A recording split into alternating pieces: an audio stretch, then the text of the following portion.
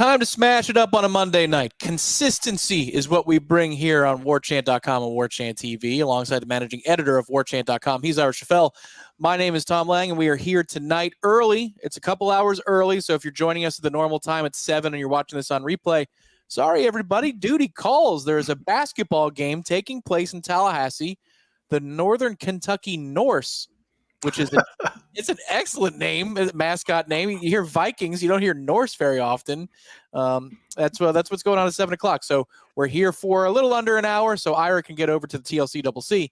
But we welcome you all into the Monday Smash presented by State Farm agent Russ Forhis. Ira, good evening, sir. How are you? I'm great. It was good to see Russ over at Hotel Indigo on Saturday before the game, and I'm glad I didn't see him after the game. So it worked out pretty well. That's right. Yeah.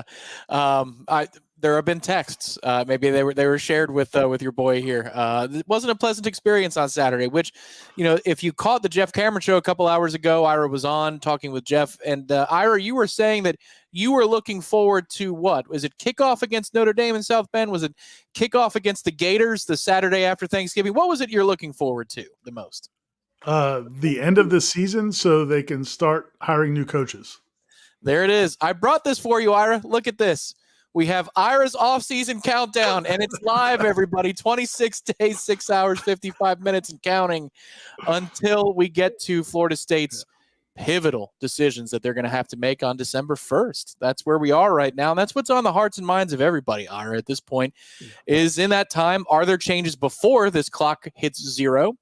Of course, things could happen earlier on the 30th if Florida State has an early kick against Florida that particular Saturday. But I think the next time that a Nole fan, it's specifically for football, is going to exhale and smile, like the soccer program gives them plenty to smile about, maybe basketball will tonight. It's when the changes are announced, Ira. I don't know that there's anything on the football field that is going to make a Nole fan smile between now and the end of the year.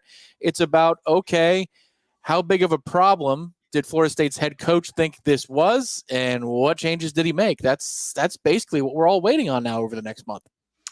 Yeah, and the big topic, I know you guys talked about it after the game. You guys talked about it on Jeff's show Monday. I'm pretty sure Aslan and Corey talked about it on Wake Up. I caught some of that show. I don't know if it was a big talking point for them or not, but I don't think it was a huge focus. But it's something a lot of people have talked about is, the team looking like they quit, and, it's not the first time that they've looked like that. And to me, the way I'm taking it is it's like a vote of no confidence by the players to this coaching staff. And I'm not absolving the players of the responsibility. I'm not absolving them of the requirement to play with effort, to play with toughness and physicality. But when you see that many players, that many positions, not bringing that, not playing with conviction, not playing with that kind of physicality and conviction and effort, to me, it speaks to them not believing anymore in what they're doing. And again, can Norvell fix that? Can Mike Norvell fix that? I do think he's got an opportunity to make sweeping changes to his staff, and that has to be on the table at this point. There's no way he could be looking at this situation and thinking, okay, if I make a couple of moves, that's going to fix everything. I think he's got to realize that this is a huge problem, and it's not one position. And if he does that, makes those changes, then he's got a chance, because I think there's enough of buffer between the head coach and players. It's the players, they deal with their position coaches. That's who they deal with 90% of the time, 95% of the time. So the head coach, I believe, can remain a little bit above that. And if he makes changes and gets the right staff in there, it's amazing how quickly things can turn around. So I think that's what he has to do. And I just want to get there. Could they make things interesting with Notre Dame? Yeah, man. If they dare to give a damn, they can play with Notre Dame. Notre Dame is not incredible. They are not a juggernaut of a football team, but they are going to be physical. And if you don't want to be physical, they'll run you out of the stadium. But you could do it if you care to play. So, but that would be great to see. It would be great to see if they could knock off Florida at the end of the year. But at the end of the day, my biggest concern is what it's going to look like going forward. Yeah, so I'm not typically the guy, Ira, we've been talking about this program for a long time, even before we were on the same team at the same company. I'm not the guy who usually hits the button on effort, like that. I think that's a lot of people jump to that too quickly when there's failure. Like they're not trying. In this case, there's some players that I saw against Miami a couple of weeks ago going for a jog. And the best way to put it, the way I think we put it on the staff a lot, was watch her a little play. And why does that look different than what's going on from some other guys? And it started okay. And I think Adam Fuller even said it today at his presser. Like it started all right, but I mean, it's a 60-minute game. And it's clear that the investment wasn't there for 60 minutes. And so a lot of people are throwing up their hands and saying, so why should I care to watch this team for 5 minutes, let alone 60? And what's going to move the needle for those fans at some point here in the near future will be those changes. And Ric Flair, says in the chat, Mike seemed to make it clear in today's presser that major changes are coming. Major. It did seem like that from being outside the room, Ira. I wonder your perspective of it. It's almost like Mike has one switch for the now, and then he flips it even within the answers to a question where he's like, now, on the other side, there will be major changes. Did you see him catch himself? Yeah. He stopped himself. He's like, there will be change to what we're doing. It was like he wanted to say, there will be massive changes. Because, I mean, there has to be. Like, again, it has to be insulting to him. A part of a coach's job, the assistant coaches, part of their job, is one of the things that Coach Henshaw, I just interviewed Coach Henshaw for Henshaw's House for tomorrow's web. People will find it on the website tomorrow. But one of the things he said is it's the assistant coach's jobs to get the players to get the most out of their players. That's the assistant coach's job. And 9 games in, if you're still playing the same guys that don't give you 100%, that don't play, and he made a great point. North Carolina has never been accused of being a tough physical football team ever in the history of football. I remember back in the day, Mickey Andrews used to say after they would play North Carolina, he would say, look, they always look great coming off the bus. That is what North Carolina football has always been. And this season, they have not been accused of being like a dominant physical football team. But if you don't want to be there, yeah, man, anybody can get pushed around and anybody can push you around. So again, man, I don't like using the quit word. I don't like calling players soft because, again, I've never played football. I watch those guys in practices, and I wouldn't want to do any of the things they do in practice other than maybe catch the ball. So it's a ridiculously demanding sport. But if you're going to play it, you kind of have to play it to a certain standard and a certain level, and they're not. But at this point, 9 games in, Coach Henshaw's point, that's on the assistant coaches. It's you can't be mad at the players anymore. Well, yes. The thing is that if you catch the ball, you'd be on the 2 deep. You'd be on the 2 deep this week for the Notre Dame game. I couldn't get better separation. Trust me. You know that. Well, but I mean, hey, we could call a bubble screen. I'd block for you. Let me out there with Ira. Let me block for him. And Rick says you would catch a pass or two. Agreed. It's just we're in a place where you feel stuck because the young kids don't seem to be ready and the older guys seem to be just kind of lollygagging a little bit. And Coach Henshaw said something last week that, made me nod my head. The LOL, who really laughs out loud? Well, I was nodding my head when I read that Coach Henshaw said, Mike is a much more patient man than I am with some of these players and, in fact, probably some of these coaches as well. I totally agree because at some point it is insulting. And it's not just insulting to the fans, it's insulting to the legacy of Florida State. And that's where I don't mind ripping guys because I never played either, Ira, but this is Florida State. My God, what are you doing? And the looking good part about coming off the bus, that's who Florida State is right now. Right. There's an article on Warchant you wrote today about Marcus Freeman saying, hey, be careful. These guys are talented now because when Florida State gets off the bus in South Bend, that's an impressive group that is walking to the locker room. But then there's a whole lot of walking that happens in the 60 minutes of the game too. So it's just it's a tough place to be, and I can understand. And I'm happy to see that a former coach says, I'd be pissed off too. This is ridiculous. I was talking to a former player that you and I both know, played a long time in the NFL, and he said to me the other day, he said, Mickey Andrews used to say, you can't live soft and play hard. Like you can't, if you're not tough in practice, you're not going to be tough in games. And if you don't have some toughness about you, you can't play that way. And so again, like it's a lot of these problems would be resolved. That game would not be 35 to 11 if Florida State played hard and played tough. They might have lost. Maybe they lost because the offense couldn't do anything, but it wouldn't have been getting blown out. And that's why this game against Notre Dame, again, I'm not going up there with any expectations at all. But I would say this: if they could figure out a way to want to be there and try hard, man, that could be a football game. It's not like, again, they've beaten 3 teams with a winning record. And one of them, well, 3 to 4, maybe one was 5-4. They beat Texas A&M in the opener. They later beat Georgia Tech and Louisville. A Georgia Tech team that beat Florida State and a Louisville team that probably would beat Florida State too. So I'm not saying Florida State is better than the teams they played, but it's not like they played, murderer's row. Right. And they lost to Northern Illinois at home. That's not an unbelievable football team. But if you don't want to be there, yeah, man, they will run the ball. They'll run for 350, 400 yards if you don't want to be there.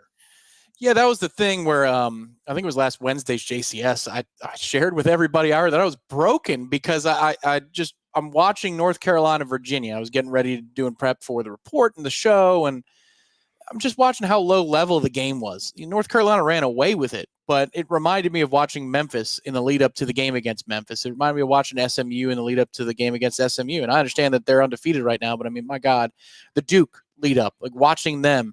And you're just watching all of these things, and your brain has an autopilot function that says that Florida State is at a certain level. It's like, well, they're at a certain level, and that level is better than what I'm watching when I see North Carolina, Virginia. So it's there for the taking.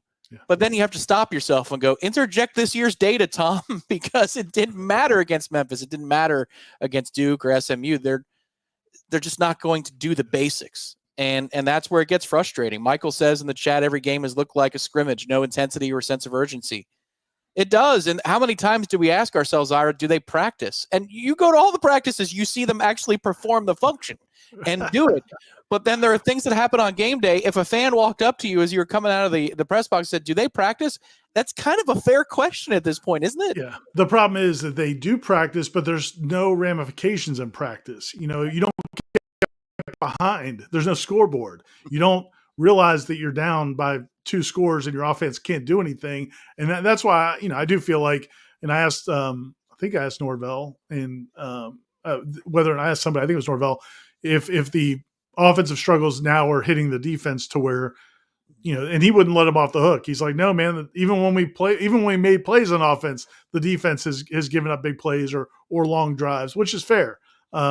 But I think overall, if you look at the body of work so far, the defense has given you a chance in most of these games. I thought on Saturday, to me, Saturday looked like the second half at SMU after the Morlock play. Like once that Morlock play was over, the defense cashed it in. But I felt like that happened earlier in this game and not for no particular reason other than they didn't want to bother trying to tackle that running back. Yeah, that's what. And when I watched Hampton, and I saw what their line does specifically on the right side, the one thing that stuck out to me was, man, I hope they care. This is a tough spot coming off a rivalry game. You're 1-7, right. 3:30, not going to be an atmosphere. Like, you're going to have to summon it from within because they at least will do this one thing over and over again if you don't care to stop it. And after a quarter, they cared. Hampton had less than 20 yards, and his yards per carry was low. So there was an investment there early on in stopping the run. But basically in 2 quarters of work, he racked up 250 yards and 5 touchdowns. It was garbage time very early in this game, and I called him the truth serum player. And the truth right now is what you're saying. It's that you could point it at the players, you could point it at the coaches, but they laid down on Bobby Bowden Field. And you just say that out loud, and if that doesn't evoke a little some piss and vinegar for a fan, I don't know what will. Game like a Dylan says, great to meet you on Saturday. Wish I could have met you too, Ira. Well, out of the Hotel Indigo, it was a good time. Ira was there. I was there for a while. I had to get over to the game, but yeah, sorry I missed you. Saw a lot of cool fans there though Saturday. CJ Campbell scored more touchdowns in 35 minutes against USF than we have in a game all season. Oof, go Noles though. Ira, that's one of your favorites. He moved on to bigger and better things. It was a great feature you write after CJ to the portal. The first website ever to run like a 100-inch feature on a guy who's entered the portal, a walk-on who entered the portal, but who they could use right now with it's he was a good player, and that's where again, it's so funny that Florida State had a cupboard so stocked at that position in the offseason. You're thinking there's no room for you here. But right now, any good player, any of them, you would take, because it just seems like the very basics when you're talking about specifically the offense now, which you've seen 9 games of this, and I know your eyes are ready to look at 3 more of them. But anything that you see out of this offense, it just all looks so hard, Ira. Nothing looks easy at all. No, it's impossible. It's impossible to watch. I mean, you just there, and I feel bad for Brock and Luke, because I think they're being asked to do probably the impossible to step up and lift this offense, which was terrible with DJ. And again, DJ's NIL stock might be going up right now for next year, because I mean, it's somehow it looks even worse now. But can we go to Carol's question real quick? She's asking about the changes. I want to address my thoughts on the coaching changes. So the question for people that are on the podcast right now listening, when they go back, so when are the announcements for the new hires of the coaching staff coming? Will it be too late to announce after the Gator game, or a tight window at least, which will have adverse effects in recruiting, even more disastrous than it already stands now? Thoughts? Love to hear your thoughts. Great coverage as always. Thank you, Carol, for the questions. Yeah, and I just wanted to talk about that topic. I'm sure we'll talk about it in headlines tomorrow too, just, about coaching changes and what I think is going to happen. One thing that really crystallized to me probably in the last 24 hours is I've been under the impression Mike Norvell is going to make substantial changes, even before the North Carolina game. I mean, I think just from being around him for the last 5 years, I mean, I just feel strongly that he realizes that he needs to make major changes. I've been saying that all year when people talk about his glazed look sometimes on the sidelines. I believe he is spending all of this time in his own mind thinking of all the things he needs to fix. Once, and I'll probably write about this, but I think he probably realizes, I'm not putting words in his mouth, but good can be the enemy of great. And I think last year, 13-0, the year before 10-3, I think he felt like things were good. Things were going in the right direction. But I think he's got to realize now that he wasn't working to make this great anymore. This was, just kind of keep going with what they were doing because they were having success. And so I believe that guy still wants to keep coaching. I believe that guy still wants to have a coaching career and do great things. I think he wants to be, on the level of a Bobby Bowden. I mean, I know that sounds sacrilegious to say right now, but I mean, I think he wants to be known as that level of a legendary type coach. If that's the case, there's no way in hell he's just riding with the bulk of this coaching staff into next year. And that's not to say that all these guys can't coach or have good careers somewhere else, but you cannot keep them together after what has happened over this last 12 months. So I think he's going to make major changes. But what's crystallized to me over the last day or so is I now understand why people are so mad and frustrated, because they don't necessarily believe that, because Jimbo wouldn't make changes, Bobby wouldn't make changes. And so there's a fear that, what if this guy gets to the end of the year and says, you know what? I don't think it's the staff's fault, or I don't want to fire my friends, or whatever it is. Yeah. If that were to happen, yeah, man, I'm going to be with you guys ripping him. And I mean, because there's no excuse for how bad this team is. This is not a 1-8 football team when you look at the talent on the field. It has been a disaster. So he's got to make major changes, and I believe he will. But I also understand why people don't trust that, because so many coaches aren't willing to. I would just say this guy's in a different position than where Bobby was at the end of his career and where Jimbo was after he won a national title, and because of who Jimbo is. So I think that's going to happen. I think it wouldn't shock me if some people were relieved of their duties before the end of the season. But even if that doesn't happen, it's going to happen. And yeah, man, the recruiting calendar may not work out perfectly, but that's the least of your concerns. To me, it's fixing the staff, getting the best coaches you can get in here, because there's enough talent to be a lot better than what they are. Yeah, agreed. And to the second part, I thought the Miami game was an opportune moment, because it's just the industry standard changes over time. Ira, it used to be that 5 years was acceptable for a head coach to, and he needed 4 or 5 before you could vet what it is they were. And then it went to 4 and 3, and Willie got fired in less than 2 years here at Florida State. So times change. And I feel like the industry standard is changing for coordinator firings and position coach firings, and it needs to be more compressed. But I thought they were going to do it after Miami. If Miami turned out like we expected, they didn't. Here's another opportunity upcoming this weekend. You've got a bye in Charleston Southern after the Notre Dame game. So that it's possible that maybe something happens there. But I agree with you, no matter when, there's going to be substantial changes. I agree with you on that. Right. And I'm thinking I may write something, on this topic, but where I've been pushing back a little bit early in the season was, are you just doing it? Is it just performative? Are you just doing it to make to give fans a pound of flesh? But what I've learned or what I've realized of just thinking about it from a different perspective is it would be a sign to the fans that he is going to make changes, because otherwise, and that's why I asked him what I asked him today. If you may have it in your mind that you're going to make changes, but the fans can't believe that because so many coaches don't do it, including the two most successful coaches at this school were unwilling to do it. And so, I'm not saying you do it just to make them happy, but it would at least give people reason to believe that you aren't just going to stand pat or anything close to that. One person who never stands pat, he always increases what he does for you out there, either his clients or Florida State fans in general. Let's State Farm agent Russ Voorhis. He was by Hotel Indigo this weekend. Hey, man, he's trimmed down. He's lost some LBs. Looking good. I was talking to him, down 30 LBs. So good for you, Russ. He's an awesome Nole through and through. And he might be colorful in his commentary when things go bad. We appreciate that about him because he wears his heart on his sleeve like so many of you do in the chat. If you have any insurance needs or any insurance questions that you'd like to be cleared up for you, Russ is an awesome resource and a Nole who, again, supports the program at all levels. I'm not just talking about football. At Florida State Athletics, Russ Voorhis supports. He supports us here at warchant.com. If you live in the state of Florida, the state of Georgia, the state of Alabama, he's got you covered. 2 brick-and-mortar operations in the state.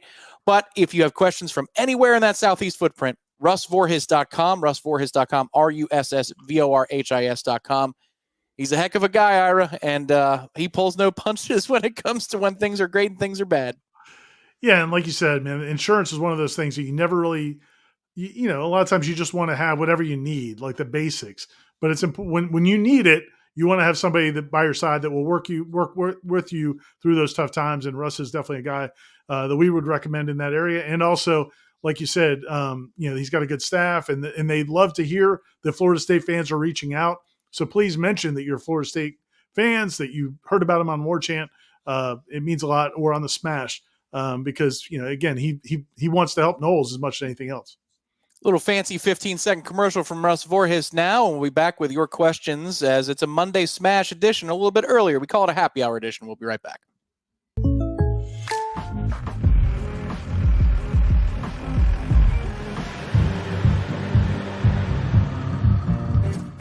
Contact Russ Voorhis for an auto quote today.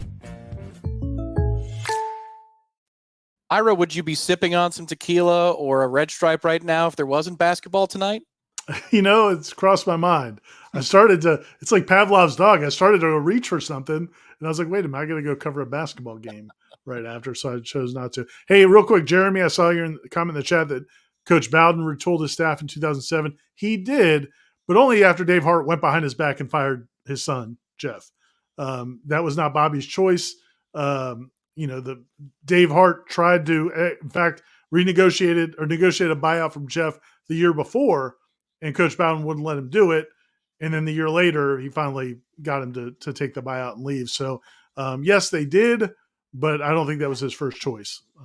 Is memory lane? Is that right? I was an undergrad, so I wasn't paying attention to any buyout talk. It was just Dave Hart went to Jeff and said, because I think the thing with Jeff was Jeff didn't. I think Jeff had given up the dream after 30-0. It was after a 30-0 game. Well, I think it was before that actually, but I think after a 30-0 game, they were like, okay, this is done. But I think Jeff was ready to move on. And so Dave negotiated a buyout with him. And then Jeff went to Coach Bowden, and Coach Bowden and Ann, I think, were like, look, you don't want to be known as a quitter. They were looking out for Jeff. They didn't think it was good for his career to be like taking a buyout in the middle of a season. Coach Bowden thought that wouldn't be a good thing for him to do, and he would stand by him. But, Jeff knew what was happening. And I think the pitch from Dave Hart, from what I understood, was, look, man, you're hurting your dad's reputation. This is bad for him, and it's becoming a problem, for his legacy with the program. So Jeff agreed to it. Coach Bowden did not, and then a year later they ended up doing it. Wow. How about that? Oh, that's a cool backstory there. I'm sure we'll get some interesting ones coming out of whatever's about to happen in the next month that we'll be able to share at some point down the line. Brad King says, if there's anything to learn from the season, is it that Mike has learned his limits of what his capacity is and what he needs to run a program successfully? That would be the hope. Yeah, Ira? That is a huge hope. Honestly, that's a huge hope because if he just makes, this is not all on the assistant coach's fault. It's ultimately all on Mike Norvell. And I still think the world of Mike Norvell. I think he's a good coach. I think he's a good person. I think he's a good leader of men. I think he can do it. I think he can turn around a football program and have success and maybe have sustained success. I do think he's got to change, to Brad's point. I think he needs to evaluate himself as much as anything else and realize what his weaknesses are, and maybe taking too much on, maybe trying to micromanage too many parts of this program, getting better people around him. I think that's going to be the biggest thing. But yeah, man, this is all like, if he hires a new staff, but the problems persist, then you didn't do anything. So yeah, man, I hope he's evaluating himself, and I really hope he's getting good counsel. I don't know who that would be, but I hope he's getting good counsel from people in the profession or people who he trusts, to kind of give him a closer look at himself as well. One would think, Ira, that, the next group of coaches that he brings underneath him, he's got to change the management style too. Like that, the way the interactions look like on the sidelines. I mean, just things that fans could see, even if it's clips from practice or stories that we're allowed to tell from practice coverage. I mean, when you have a failure like this and you are failed by your subordinates like this, and he has a hand in it too. I'm not exonerating Mike, but you would change as a manager, right? Like this is, it goes down to the core of how you operate in your day to day. This is not just about getting new people in the building. It's when I get them in the building, I'm going to operate a little bit differently, maybe have a heavier hand or more, or whatever it is, micromanaging, whatever. Yeah. And I think it's, and every staff's different, and the head coach's role with his staff is always different. Part of a head coaching, any manager, I'm sure there are plenty of people watching this have been in management positions, and the way you manage one staff may be a little bit different than the way you manage another staff. Or if the dynamics change on your staff, as a manager, as a leader, you have to change how you operate, and that's on him. So when he says things like the other day, I've done it before, I've been successful before, I've turned around programs before, that all is true, but you haven't done it with you haven't had any success with this particular team, and you haven't resurrected your own problem, your own program that has gone on hard times. These are new challenges for him, and he's got to show he has those gears to push to make it happen. So yeah, man, this is look, man, if you were putting odds on this, whether Mike Norvell can fix this in a year or two, the odds are probably long. I don't think he's the favorite to do this, but I do believe in him. And if I didn't, I would tell you that. If I thought that guy couldn't get it done, I would say, man, he's got no shot. But I think he can. But he's going to have to make a lot of changes internally and with his staff. Yeah, agreed on that. It's within the scope of his capability. I still believe that, but the odds get longer by the week. Like this effort from North Carolina changes those live odds a little bit, because to me, Ira, the younger players see that happen that are on your current roster.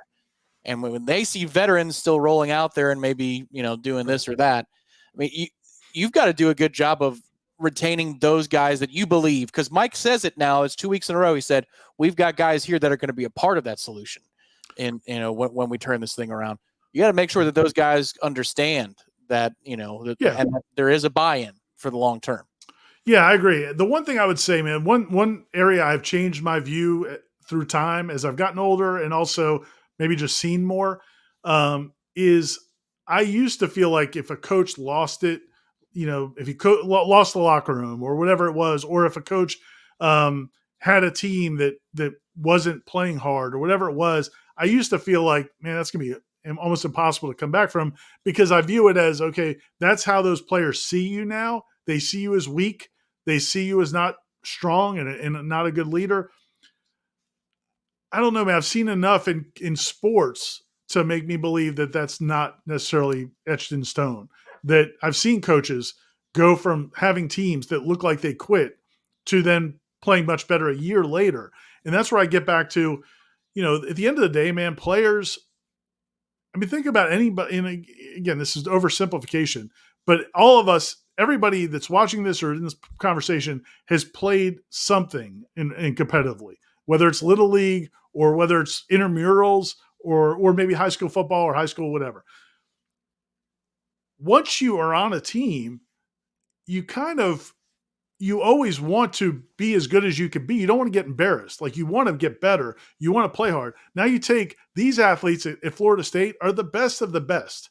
Even the ones you guys right now watch this team and you think they stink. These guys are the best players that their high school's ever produced. Some are the best players that were in their state coming out of high school. They want to be good. So once you give them a reason to believe, I think that can flip.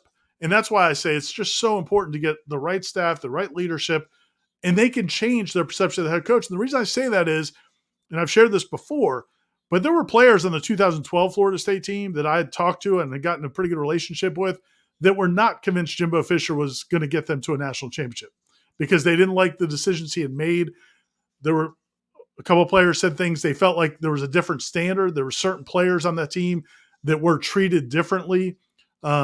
Greg Reed is a guy. They felt like Greg Reed was Jimbo's favorite, and it didn't matter what he did. Jimbo wasn't going to hold him accountable. There were things like that. There were some questions about play calling and decisions, and you would hear that stuff in 2012.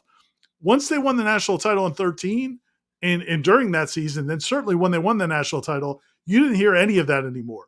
Like, nobody ever brings that up anymore. Those guys believe. They start having success, and they believe.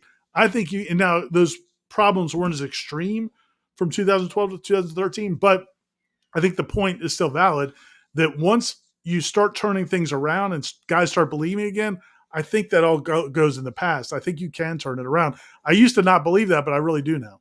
It just depends on how quickly you can get yeses and who you can get yeses from, Ira. And that's your own roster. It's the portal. It's recruiting. And that's where, if you have a couple of kids that believe in you, then they can shape the locker room, and it's a domino effect. But 100%.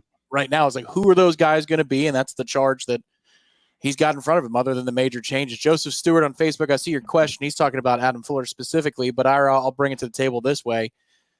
Coordinators, do you think that Mike Norvell has it in him? Doesn't mean you're predicting that it will happen, but that coordinators are potentially, there's changes at that level this offseason when Mike Norvell's talking about the changes or hinting at those changes. It's hard to imagine a scenario where you bring back both coordinators. It's hard to imagine that. And I'm not saying that one should get fired or both should get fired. But I just don't know how you would look at this team and say, okay, we're just going to change some position coaches. And again, that's not to say that those guys couldn't be successful in other roles. Now, one scenario I could see is you could see a scenario where maybe somebody else comes in as a coordinator, and maybe one of them, stays on. Again, I don't know what Mike Norvell's going to do, but it's hard to believe. It's hard to see a scenario where you would just change some position coaches when the overall product has been so bad. So yeah, I think at least one of them is, if I was either one of them, I'd be very concerned that, they're not going to be back. Pop Canole taking this is a very Jimbo Jameis question, as I remember back in the day. How many wins would Mike have without Jordan already on the roster? Like that, if you're looking at the other side of the coin and saying, without Jordan, where is this program under Mike? That's at least a fair question for now. He succeeded with other quarterbacks at other institutions, right. But for here right now, Ira, it's just the one. It's Jordan Travis, and boy, what a hit that was, because they get credit for developing him into something more than he was when they arrived on campus. No, they definitely do, and it's it's been well discussed. It's Kenny Dillingham, and it's also Mike Norvell, they get credit for kind of uncovering what they had there and getting the best out of him, and that's awesome. That was one of the reasons I thought Norvell would be good for DJ Uyunglele, is because I thought one of the best things Norvell did for Jordan Travis and Kenny Dillingham did was they got him to believe in himself. And I really thought maybe they could do that with DJ.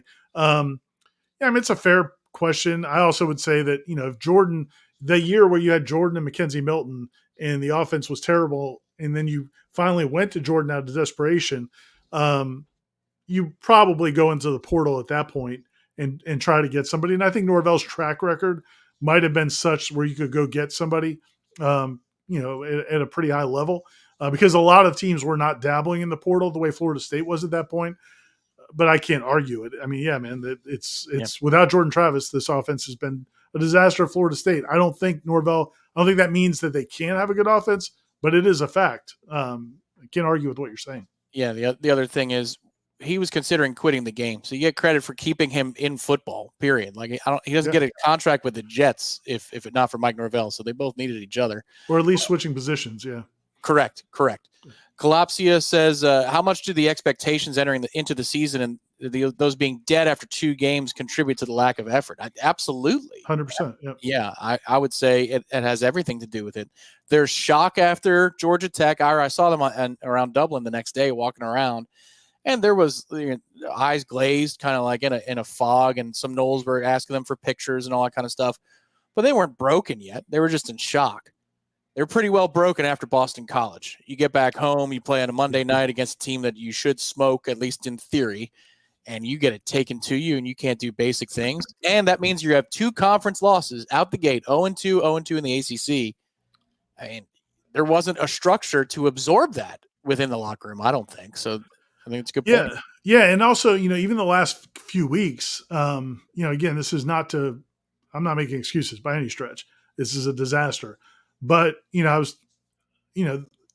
Duke game, I really felt like they thought that they were starting to play a little bit better and they thought they could win that game. And if they win that game against Duke, maybe that kind of changes things going forward a little bit. But then you have 3 turnovers in the span of 30 seconds. You give up 17 points on 3 straight plays. And now you're in the 17-3 hole and against a pretty decent defense with these young quarterbacks and they couldn't get out of it. And then once you lose that game, then you give a decent effort against Miami. You don't win that. I feel like that was kind of the last hurrah. My point is, I think North Carolina, I think a lot of the problems we've seen over the season have been because of the expectations and not meeting them. But then I think North Carolina truly was the culmination of what happened those last few weeks. Yeah. The way you lost the Duke game and then, giving an effort and not being able to, pull it off against Miami. I think looking back, I should have expected a much more flat effort against North Carolina, and we saw it. B Sizzle, what is your evaluation of the young quarterback so far? Has your guys' minds changed at all? If you feel we need to get a portal quarterback for next season, go ahead, Ira. You're shaking your head. That's the $1 million question for me right now. I mean, other than what he does from a staff standpoint, but again, I'm confident he's going to make substantial changes. Yeah, the problem is what you hoped was that you'd see enough out of one of these quarterbacks or both of them that you felt good about them and you felt like, okay, that would help you build pieces going into next season. But, the way Luke looked on Saturday was rough. And then, I don't think Brock has done enough to where you could bank on him. So now if you're Mike Norvell, if this is what the offense looks like for the next 3 weeks, yeah, I know they want to keep both of these quarterbacks. I know they believe that both these quarterbacks have a future and they think that one of them at least can be the answer. But how could you bank on that?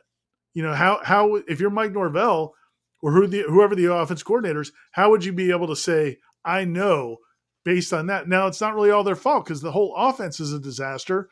The offensive line's not good. The receivers aren't good. The running backs room is depleted. So it's not necessarily their fault that they're not proving it. But I don't know how you could bank on them. So if you don't see more than you've seen these last 3 weeks, man, I think it would be tough to not try to go get a quarterback. And that may be a deal where if you bring in an OC or a co-OC or whatever it is, that can bring a quarterback with them. Maybe and then, if one or both those guys leave, I think you have to deal with that because I don't know could you feel confident about either one unless something dramatically changes? It also depends on the edict you get from above in the athletic department. How much time do I have? If I'm Mike Norvell, he doesn't have enough time. I don't need an edict to tell you that if they go 3-9 next year, right, which is what you would go with a bad quarterback, exactly. I think that's the impetus for the move is my assessment real quick of Brock streaky. There's something in there. There's a gamer in there. And then with Luke, he just thinks he's got 9 seconds on every play to throw. It's like, man, are you watching what's happened to DJU and Brock? Are you looking at your own pressure rate? Get rid of the ball. I feel like before the snap, I'm saying, get rid of the ball. Get rid of the ball. They haven't even snapped it yet, but get rid of the ball, Luke. Get rid of the ball. He's an eternal optimist, just like Norvell. They're both just optimists. He believes on this play, they're going to block that white kid. On this play, they're going to block him. Yeah, that's it is aspirational. It's utopian, Ira. To use an English major word. You have 3.5 sacks in the first half or something. Well, the funny thing is, on a few of those plays, he has time. You're like, "Whoa, good job!" Hey, he's right, but he's still holding on to the ball. What the hell? Yeah. It's not. Yeah, I think. And listen, man. That's on the coaches. Get the ball out of his hand. Call quicker plays. I mean, why are they dropping those guys back? And again, like one of the main reasons I don't like criticizing the players and saying that they quit is because it impugns their character. When, again, like I started at the beginning, I think that's a vote of no confidence for the coaching staff. And then in these situations, like, man, why are you asking them to sit back and scan the field at this point? They can't do that. They're not ready, and they have a bad offensive line. We haven't talked about this, but because it didn't end up hurting them, because North Carolina missed a field goal before halftime. But Mike, Norvell, why are you calling a timeout on 3rd and 18? What were they going? What was Luke going to do on 3rd and 18? Yeah. And even if you converted it by a miracle, or they committed a penalty, where are you going from there? Like when the time Corey and I were convinced Mac Brown called that timeout, and then when they were like, no, Florida State called the timeout. Well, that can't be right, and it was. So that to me is where I think Mike has failed and Alex Atkins have failed these quarterbacks, is because I think they still think they can do things with this team that are inexplicable to me. That would be where for the segment of the fan base that says, look, man, the buyout's going to be 50-some million next year. What are we waiting on? Right. It's moments like that. It's those timeouts, Ira. It's the 12 men on the field. It's consistently lining up off sides. There was another big one this weekend. We're like, the flag was thrown so soon, and it fell on the offensive side of the 22 players. I thought, all right, illegal formation. Somebody covered up the tight end. Here we go. No, of course not. Offsides, line up. My golly, the timeout usage, the 4th down math, the 2-point math that's been inconsistent during this season, where you go, well, if you went for it last week in the situation, surely today you would go for 2. And that's what drives people up a wall, because that has nothing to do with the players themselves. I think he's, especially right now in those situations, in a lot of the situations we've seen this year, I just think he's overcompensating, trying to make something happen, trying to, because we saw it in 2021. I mean, 2020, 2021, he would do similar things like that, trying to will the team to some success. I think it's a bad idea. I'd like him to stop doing it, but I also don't think that that's the death knell of him as a coach. It's just another thing to be mad about on a team that stinks. It's like slamming the brakes and turning the wheel. Don't turn the wheel. Why are you turning the wheel? The car's going to flip. You're going to flip. Oh my God, the car's flipping. And now we've got a scene from Ricky Bobby with the Applebee's ad. It's just rolling and rolling and rolling. We are going to roll on here in a minute, but Ira, just wanted to ask you if there's some things besides basketball coverage, which will be tonight on Warchant.com, Warchant TV, Florida State's first game of the season. I know you mentioned that you spoke with Coach Henshaw, and there will be a Henshaw's house coming up on the website. But Ira's got a boogie here soon to be able to get across town and go into the Civic Center for tonight's 7 o'clock tip-off. Anything you want to promote before we sign off for the evening, good sir? Yeah, no, plenty more recruiting coverage. I know people don't want to hear this or don't believe this, but they actually still are recruiting. And so we've had a bunch of stories on the website from recruits and what they said this weekend. We've got more coming as well. And then, as you said, the Coach Henshaw's house that's going to run tomorrow, I thought was really good. It was just really good. And he was, he's not pulling any punches and kind of explaining, some of the things that as a coach, some of his hot button topics and again, man, I just kind of recapping, I just look at this program right now is, I don't know that we're going to get any answers that we want, but I do think they're coming. I mean, as you said, when you watch that press conference, you feel like he's committed to making changes, right? I think he's of two minds, and he's trying to exist in the day-to-day world when he speaks to the media every day. But then there's clearly this other guy that exists, and he's CEO Mike Norvell, that's not willing to speak, on those CEO topics just yet. Like you see him flip the switch in his brain back and forth. And that guy seems to have little to no patience, Ira. And that's where I love reading these Henshaw house pieces. I like them better when things are bad. Unfortunately, I don't want them to be like that much more. But Henshaw is an excellent crisis manager, Ira. Like, he's not afraid to look at the big picture and call it out immediately. I can see why he had such a long career in the game, because you got to be real and honest and blunt when things aren't working. And he certainly strikes me as that in print. I'm sure, and obviously on the video features from Garnet and Gold, but that he must be like that every week when you're talking to him, probably losing his patience even more this week. Well, listen, man, he was as a player, he played at West Virginia, was an All-American, has his, he's part of the Hall of Fame at West Virginia. And again, was not the biggest dude in the world, but I have a feeling I would not have wanted to get on the wrong side of George Henshaw back when he was in his heyday. So look for that on warchant.com tomorrow. But again, we'll see what Florida State does against the Norse.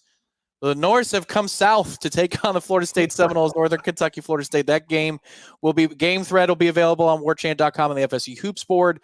If you do have ESPN Plus /ACC Network, that's where the game will be televised. But until we see you again on Warchant TV here very, very soon, he's Ira Schoffel. My name is Tom Lang. Thanks to Director Ben Spicer behind the scenes, and of course our sponsor, State Farm agent Russ Voorhis, and all of you for participating in tonight's show. Thanks for stopping by early. We will talk to you next time right here on Warchant TV.